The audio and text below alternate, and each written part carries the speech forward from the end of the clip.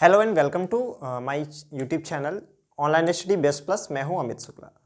हम लोग ऑप्शनल में पब्लिक एडमिनिस्ट्रेशन में बात कर रहे थे और लास्ट वीडियो में आपने लीडरशिप देखा है, मोटिवेशन देखा है, डेवलपमेंट एडमिनिस्ट्रेशन देखा है। आज मैं आपको एक नया टॉपिक पढ़ाऊंगा, दैट इज़ पर्सोनल एडमिनिस्ट्रेशन, कार्मिक प्रशासन।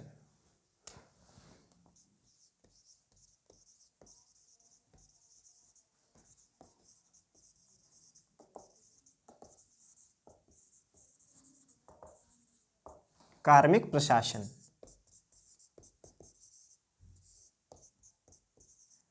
आमतौर पे हम लोग कार्मिक को कर्मचारी आम बोलचाल की भाषा में कहते हैं, उसी को एडमिनिस्ट्रेशन में कार्मिक बोला जाता है। तो हमारे एडमिनिस्ट्रेटिव जो टास्क हैं उनको पूरा करने में जो लोग इन्वॉल्व होते हैं वो हमारे कौन है? पर्सोनल हैं। So administration which is related to the employees of the organization, that is personal administration. Personnel यानी कर्मचारी, कार्मिक एंड एडमिनिस्ट्रेशन।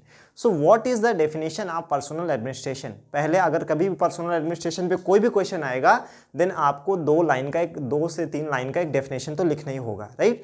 मेरा पढ़ाने का जो मेथड है वो यही है कि आपको इस तरह से अपना नोट्स बनाना है जैसे कि आप आंसर राइटिंग कर रहे हो, क्योंकि जब आप आंसर राइटिंग करो तो आपको ये फील ना हो कि मुझे आंसर राइटिंग का प्रोसेस नहीं पता है। तो क्या होता है आंसर राइटिंग का प्रोसेस? जो भी सवाल जिस टॉपिक पे पूछा गया है आपको एक 2 से 3 लाइन का डेफिनेशन देना है, देन आपको सीधे क्वेश्चन पे आ जाना है। क्वेश्चन को कितने पार्ट्स में ब्रेक करना है और उसमें भी आपको बहुत ज़्यादा एडिटोरियल मेथड पे नहीं लिखना है कि जैसे आप एडिटोरियल लिख रहे हो, 8-8 लाइन लिख रहे हैं, पैरा में लिख रहे हैं, इतना कोई पढ़ता नहीं है। तो आपका जो स्ट्रक्चर है बहुत अच्छा होना चाहिए। अगर स्ट्रक्चर अच्छा है, आपका फ्लो चार्ट है, डायग्राम्स हैं, देन आपको मार्क्स अच्छे मिल जाएंगे। तो मेरे बताने का तरीका ऐसा ही रहेगा, मैं बोर्ड में सिर्फ उतना लिखूंगा जितना आपको नोट्स में वाकई लिखना है, अदरवाइज जो एक्सप्लेन करने की चीज़ें आप सुने, right? So personal administration. So what is the definition of personal administration? So optimum utilization of employees या personals skills, qualities, their aptitude, in optimum utilization of the employees skills, quality, aptitude in the best interest of the organization is the personal administration. मैं यहाँ right कर देता हूँ, optimum utilization of personals skills, qualities, aptitude, attitude, potential, etc. in the best interest of organization. In the best interest of organization. This is personal administration. So related to this you can explain the Johari window. So there are two thinkers, John Ingham and Harry Luft. So their theories are very similar. So we understood these two theories in a combined way known as Johari window.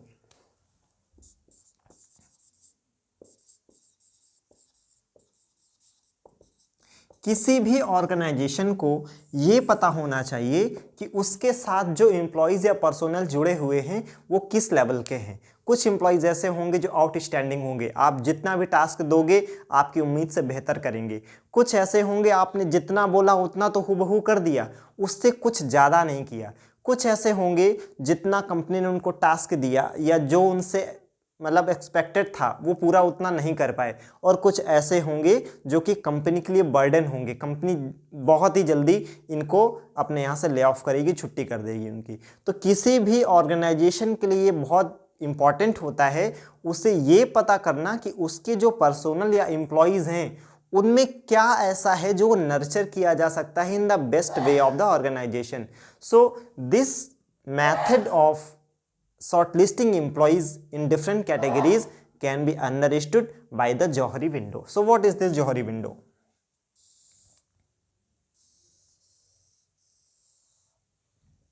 So employees can be categorized into 4 parts: A, B, C, D. A stand for arena, B stand for blank, C stand for close, and D stand for dark. So there are employees which are known to self and as well as known to others. ये ऐसे employ होते हैं जो खुद के hidden talent को जानते हैं, they are known to self, और संगठन या दूसरे लोग भी इनके टैलेंट और स्किल्स के बारे में जानते हैं. These are called as arena and they are known as A. So KTS and KTO, known to self, known to others. Blank, blank कौन है? ब्लैंक वो हैं जिनके बारे में ऑर्गेनाइजेशन को तो लगता है या दूसरे लोगों को तो लगता है कि इसमें कुछ पोटेंशियल है, but they are not known to self. जब तक इंसान को अपने पोटेंशियल के बारे में पता नहीं होगा, अब वो कुछ कर नहीं सकता है. सो ब्लैंक कौन है? They are known to others but not known to self. Close, close मतलब बंद, दुनिया आपके बारे में ना जान पाए, बंद कर दिया आपने अपने आप को कमरे में, तो दुनिया ना जान पाए मतलब not known to others but known to self. खुद के बारे में जानते हैं लेकिन इतना आइसोलेशन में रखते हैं खुद को कि दुनिया या ऑर्गेनाइजेशन उनके बारे में नहीं जान पाता. So they are called as close and they are denoted by C. Fourth category of employees या personnel is D for dark. Dark, that means they are not known to others and they are not known to self. ना तो उन्हें खुद के बारे में पता है, ना ऑर्गेनाइजेशन या दूसरे लोग उनके बारे में जानते हैं. These are dark. So these type of employees are a kind of burden for the organisation. तो सबसे पहले जो ले ऑफ किया जाएगा, किक मारी जाएगी, वो किनको किया जाएगा? ये जो डी वाले हैं. So in the personnel administration it is prerequisite to know what kind of employees in organization have. So how you can know the category of the employees? Through the Johari window. So first we define the definition of the personal administration, then we come to know what is the type of employees in the organization. Now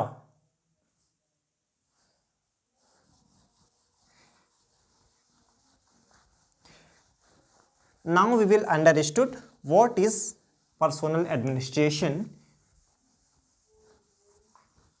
in some detailed way, right. तो देखिए कार्मिक प्रशासन में कई चीजें आती हैं, जैसे इसमें भर्ती आएगी, इसमें प्रशिक्षण आएगा. इसकी शुरुआत जो होती है, ठीक है, वो कहाँ से होती है? रिक्रूटमेंट से होती है. So recruitment and training is also the part of personnel administration. कि पर्सनल को बनाने के लिए पहले किसी को कर्मचारी बनाने के लिए भर्ती तो करनी पड़ेगी ना. सो अब हम लोग किसके बारे में जानने का प्रयास करते हैं? हम लोग जानने का प्रयास करते हैं रिक्रूटमेंट के बारे में. So personal administration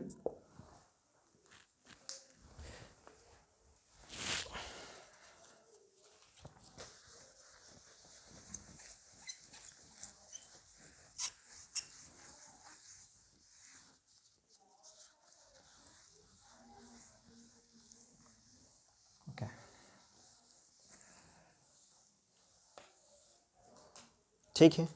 so personal administration is started from training, recruitment.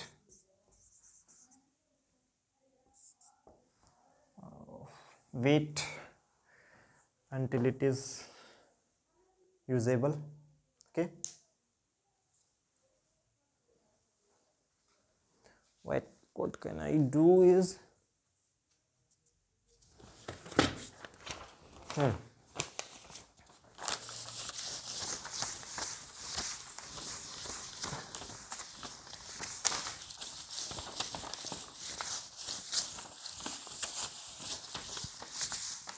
okay, so personal administration start from the recruitment. Personal administration is started from recruitment. भर्ती, इसकी शुरुआत भर्ती से होती है. सो what is recruitment? What is recruitment? भर्ती क्या है? It is attracting the best available talent in the market. It is attracting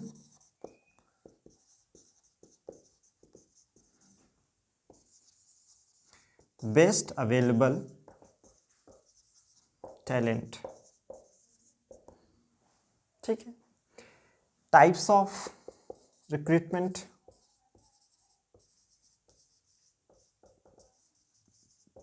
Types of recruitment. It basically it can be three types, that is cadet system, general mental culture,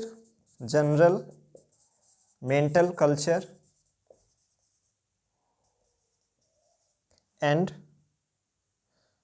special qualification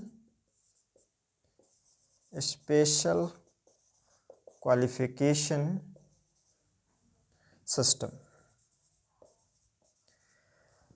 सो जो recruitment होता है उसके basically तीन method हैं, that is cadet system, general mental culture and special qualification system. ये जो cadet system है, it is also known as catch the youth. Catch the youth, युवाओं को पकड़ो. कुछ नौकरियां ऐसी होंगी जहां पे हाई फिजिकल एंड्योरेंस की ज़रूरत है, जहां पे आपका फिजिकल फिटनेस सब पैरामाउंट है, बहुत इंपॉर्टेंट है. तो आप देखो जो आर्म फोर्सेस होती हैं उसमें क्या होता है कि क्राइटेरिया रहता है कि 18 साल या 20 साल या 21 साल से ज़्यादा के लोग इसमें अप्लाई नहीं कर सकते हैं. तो cadet system is the method used in the personnel administration for the recruitment where high physical endurance is needed, where your physical fitness is the paramount, right? So ये कहाँ पर आ जाएगा? जहाँ पे आर्म फोर्सेस की बात आएगी. अब कोई 60 साल का व्यक्ति अगर उससे आप कहो कि सियाचिन में आपका डिप्लॉयमेंट होना है, so it is not good for that particular person and not good for our security concern as well. इसके लिए हाई फिजिकल एंड्योरेंस वाला व्यक्ति चाहिए, युवा चाहिए. तो ऐसे सारी भर्ती जिसमें फिजिकल फिटनेस या फिजिकल एंड्योरेंस बहुत मायने रखता है, वहाँ पे क्या होगा? कैडेट सिस्टम होगा. एज बाउंडेशन होगा कि इतने से ज़्यादा एज नहीं होनी चाहिए, तो उसमें इसीलिए इसको बोलते हैं catch the youth. Second, general mental culture where your decision making authority is paramount. So such type of employees, such type of jobs where your decision making skills is most important thing. Here we apply the method of general mental culture. तो इसमें क्या हो गया? पहले वाले में इसमें हो गया high physical endurance, high physical endurance and physical fitness. Here decision making authority या डिसीजन मेकिंग कैपेसिटी. तो जो सिविल सर्विसेज हैं, यहाँ पर हम लोग चूँकि डिसीजन लेने होते हैं, जो बड़े एडमिनिस्ट्रेटिव ऑफिसर होंगे तो उनका मेन काम क्या है? स्ट्रैटेजिक वे में डिसीजन लेना, राइट. स्पेशल क्वालिफिकेशन सिस्टम जहाँ पे बहुत ज़्यादा एक्सपीरियंस की आवश्यकता होती है, मैच्योर पर्सपेक्टिव की आवश्यकता होती है. वो एक्सपीरियंस और मैच्योरिटी केवल टाइम बीतने के साथ ही आ सकती है. जैसे आपके वाइस चांसलर हो गए, आपके जजेस हो गए, तो इसमें एक्सपीरियंस बहुत मायने रखता है. So where experience and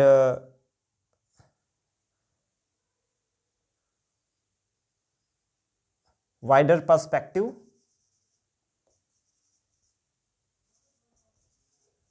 kind of attitude is needed. Here we apply special qualification system, जहाँ पे एक्सपीरियंस और वाइडर आपका जो एटीट्यूड होना चाहिए वाइडर पर्सपेक्टिव वाला होना चाहिए. जैसे in the appointment of the VC of the universities, in the appointment of the जजेस.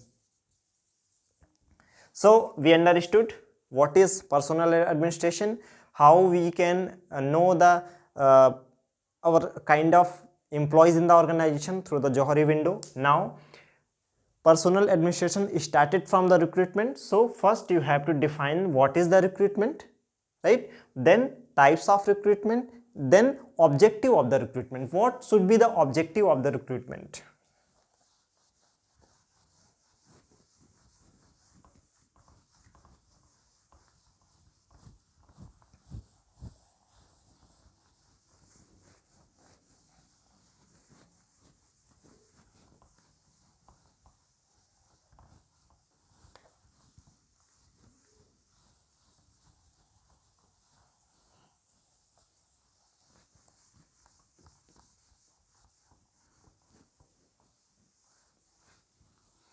व्हाट इज द ऑब्जेक्टिव, आप बताएं।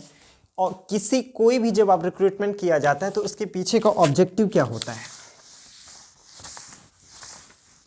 हम जब कोई भी रिक्रूटमेंट करते हैं उसके पीछे का जो ऑब्जेक्टिव है कि recruitment should always be for the positive intent. ऐसा नहीं हो सकता कि आप एक नोटिफिकेशन निकालें कि हमें जीनोसाइड कराना है तो जो इच्छुक कैंडिडेट हूँ अप्लाई करें, या हमें रास्ते में चलने वाले 50 साल से ज़्यादा के जो एज के लोग हैं, ये अनप्रोडक्टिव हैं, हमारे सोसाइटी के लिए बर्डन हैं, तो इनको ढूंढते ही मार देना है और हमें ऐसे बंदों की ज़रूरत है जो इस काम के लिए इच्छुक हों। सैलरी क्या है? आपको AK-47 मिलेगी, आपको गाड़ी फ्री में मिलेगी, किसी को मारने पे आपको कोई सज़ा नहीं होगी, आपका इंसेंटिव होगा। आप इस तरह का रिक्रूटमेंट नहीं कर सकते हैं। Recruitment should always have the positive intent. So objective of the recruitment, objective of the recruitment,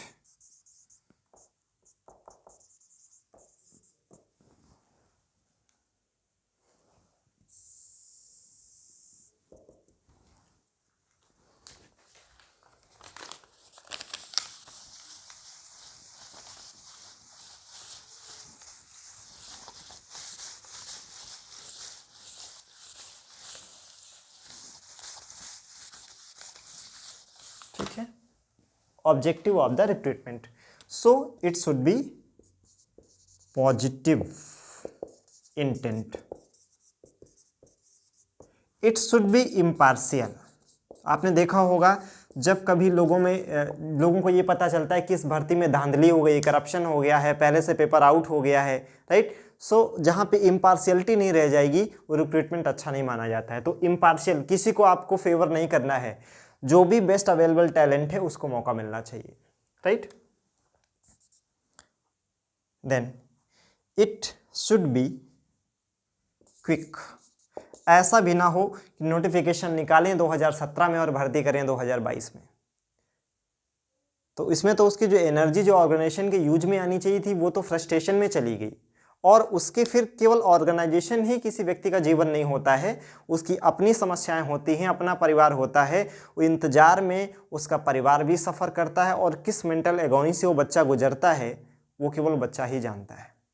सरकार का मुझे लग रहा है इस मामले में एक फंडा क्लियर है कि हम आपको इतना फ्रस्ट्रेट कर देंगे जब आप गवर्नमेंट जॉब की प्रिपरेशन करेंगे कि आप खुद ही रियलाइज़ करने लगो कि यार गवर्नमेंट जॉब की प्रिपरेशन करना बेकार है। तो ये आई थिंक एक मतलब अनडिक्लेयर्ड एजेंडा है गवर्नमेंट का कि हम आपको इतना थका देंगे, इतना फ्रस्ट्रेट कर देंगे, कोई भी गवर्नमेंट आए, कि आप गवर्नमेंट जॉब के बारे में सोचना बंद कर दोगे। कोई भी पार्टी आए, वो जब विपक्ष में रहते हैं तब बहुत अच्छी अच्छी बातें करते हैं, जब सत्ता में आते हैं, ठीक, तो उनका रिक्रूटमेंट लेके यही एक तरीका है। तो जो रिजर्वेशन एक ऐसा मसला है जिसको लेके हमेशा काट छाट होती रहती है, लड़ाई होती रहती है, उसका समाधान भी इसमें आ जाता है कि जब गवर्नमेंट सेक्टर में ज़्यादा वैकेंसीज़ नहीं आएंगी तो, और गवर्नमेंट सेक्टर में ही आप रिजर्वेशन उठा रहे हैं, प्राइवेट सेक्टर में रिजर्वेशन है नहीं, तो रिजर्वेशन का इशू भी ख़त्म हो गया, और जो गवर्नमेंट के एक्सचेकर पे बर्डन पड़ रहा था सैलरी के रूप में, पेंशन के रूप में, वो बर्डन भी कम हो गया, राइट। लेकिन या तो आप रिक्रूटमेंट करो ही ना, ठीक है, इंसान को जो समझ आएगा वो सेल्फ एम्प्लॉयमेंट जनरेट करेगा, वो XYZ करेगा, लेकिन अगर आप रिक्रूटमेंट शुरू करते हो then you should have this, it should be democratic in nature, democratic in nature, It should be merit based selection. Merit based selection. ऐसा नहीं होना चाहिए कि आपका कोई उसमें नेपोटिज्म चल जाए, भाई भतीजावाद चल जाए।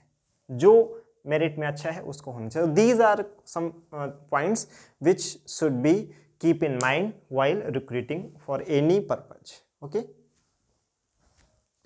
now we come to the second step of the personnel administration. What is the second step? That is training. Personal administration में हमने एक चीज देख लिया, दैट वाज रिक्रूटमेंट। सेकंड क्या है? ट्रेनिंग, प्रशिक्षण। तो what is the definition of training?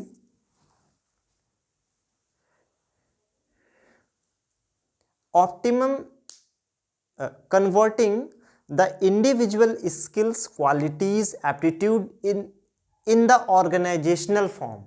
This is known as training. Converting individual qualities into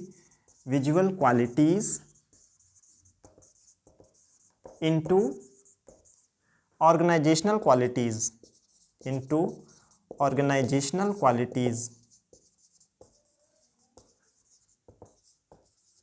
is training. तो मैंने क्या कहा, कभी भी किसी टॉपिक पे अगर क्वेश्चन पूछा जाता है, वो डेफिनेशन के लिए अलग से आपको नहीं बोलेगा, आपको 2 से 3 लाइन के डेफिनेशन लिखनी चाहिए। ये भी ध्यान में रखना है, डेफिनेशन इतनी बड़ी ना हो कि 7-8 लाइन ले ले, अदरवाइज आप जो वर्ड लिमिट है उसमें आंसर को कंप्लीट नहीं कर पाओगे। आपका डेफिनेशन किसी भी हाल में 3 लाइन या मैक्सिमम 4 लाइन, इससे बड़ा नहीं होना चाहिए। अगर 2 लाइन में भी दे पा रहे हैं, अच्छा है कंटेंट, तो चलेगा। तो this is training.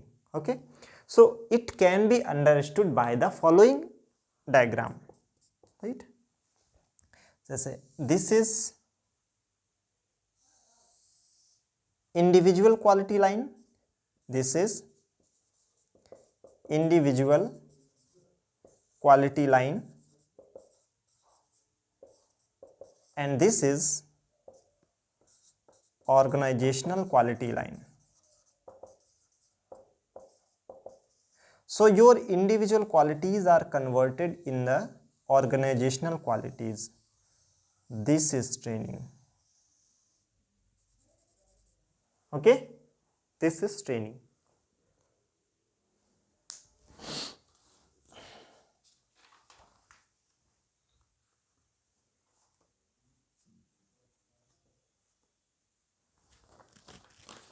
Now we come to the objective of the training.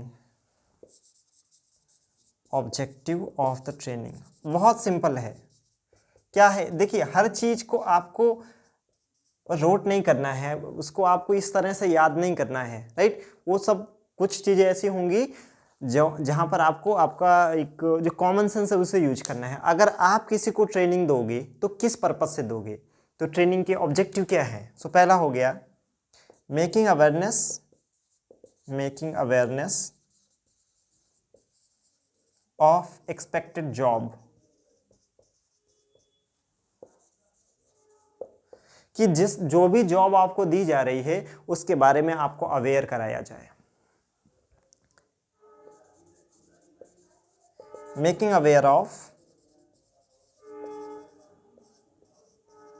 Organisational needs, जो संगठन की जरूरतें हैं वो क्या है।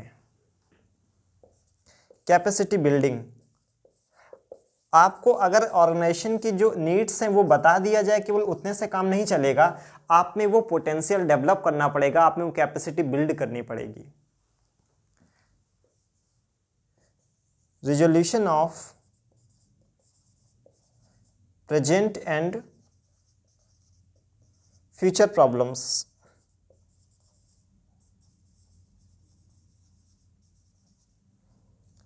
ठीक है। और ट्रेनिंग के द्वारा ही आप क्या करते हो, next generation of the leadership तैयार होती है। Making next generation of leadership,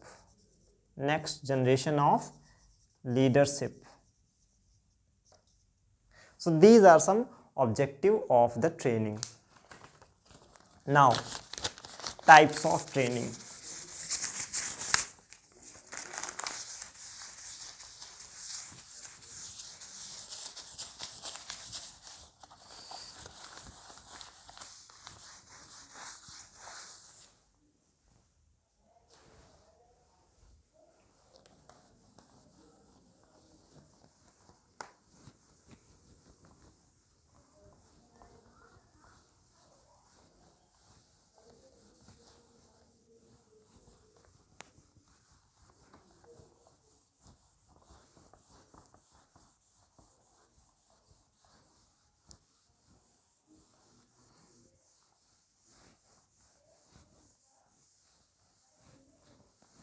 now objective of training हो गया, हमने डेफिनेशन देख लिया, उसका टाइप देख लिया.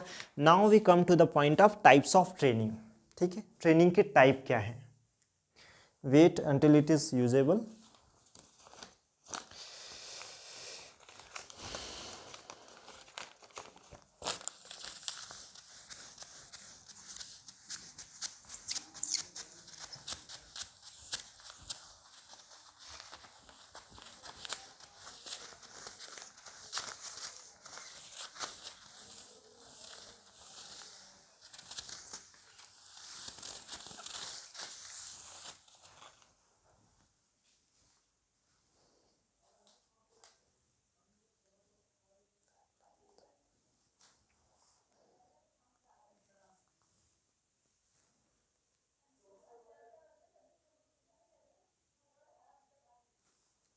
Now, types of training.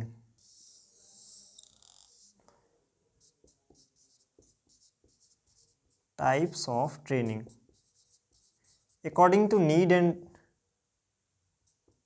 situation, training can be different kinds, right? The first one is orientation.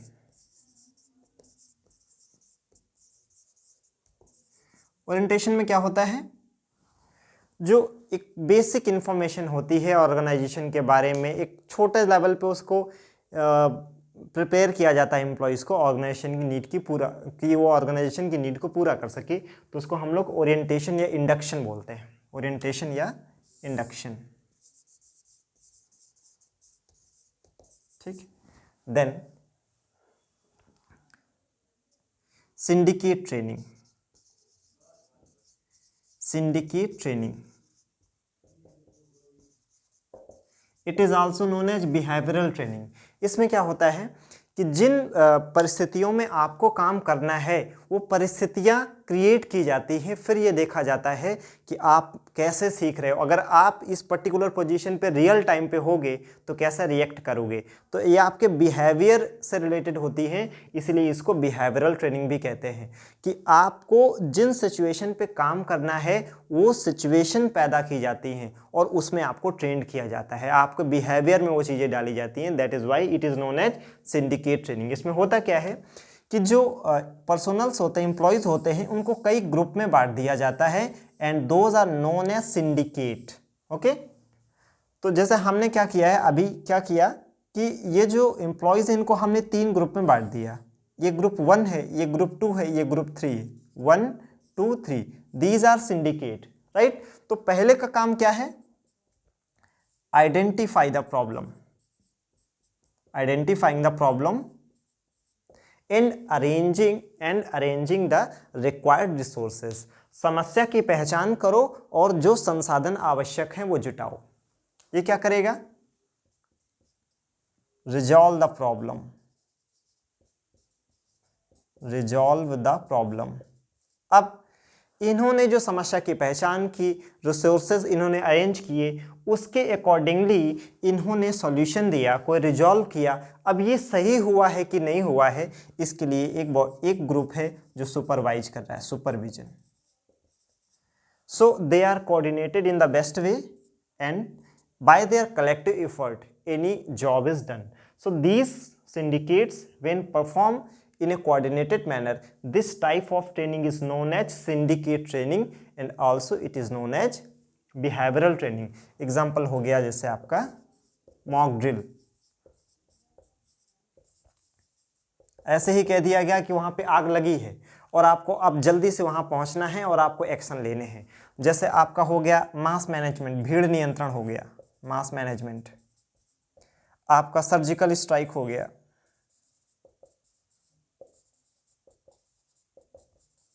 Etcetera. या आपका डिजास्टर मैनेजमेंट हो गया, डिजास्टर मैनेजमेंट हो गया। ठीक है, ये कैसी ट्रेनिंग आएगी? This is syndicate training. फिर इसके बाद एक जो ट्रेनिंग आती है that is sandwich training. Sandwich training, sandwich training क्या है? सैंडविच ट्रेनिंग में, सैंडविच ट्रेनिंग जब आपको एक साथ कई तरह की ट्रेनिंग एक साथ दी जाए तो वो सैंडविच ट्रेनिंग है। Pipeline training, pipeline training,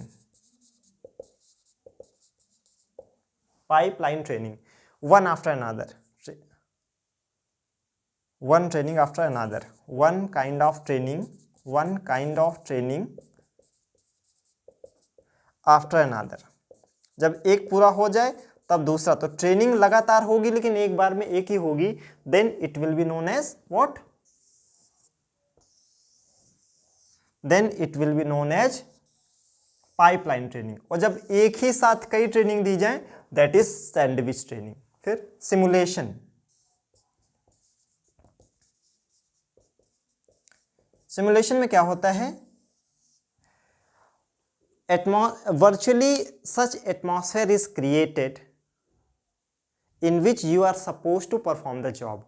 situation वाकई में वैसे क्रिएट नहीं होती है, इसको वर्चुअली क्रिएट किया जाता है। जैसे मान लीजिए कि स्पेस में आपको एस्ट्रोनॉट भेजने हैं, तो आपको यहाँ पे आप अंतरिक्ष नहीं बना सकते, लेकिन वर्चुअली ऐसी सिचुएशन क्रिएट करनी होगी। तो due to the advancement of the technology it is possible that we can virtually create that atmosphere in which the employees are suppose to perform their duties, right. जैसे simulation में क्या आ जाएगा? Space training.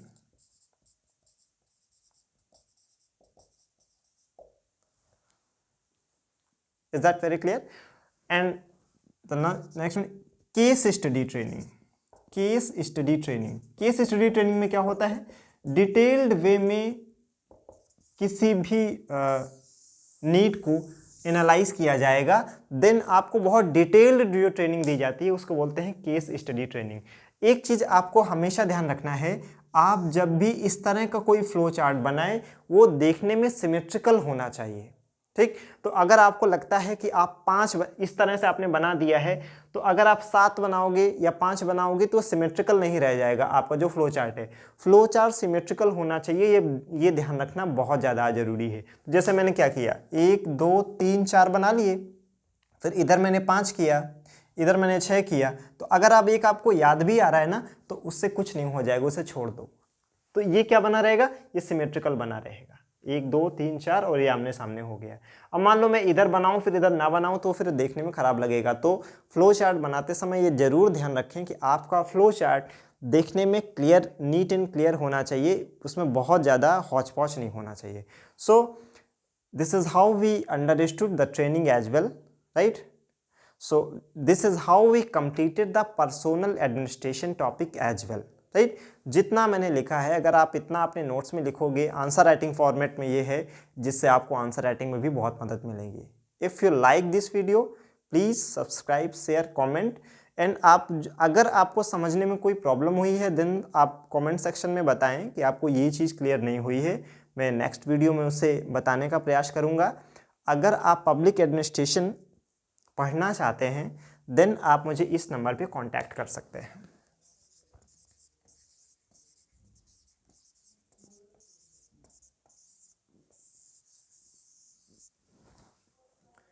So thank you so much.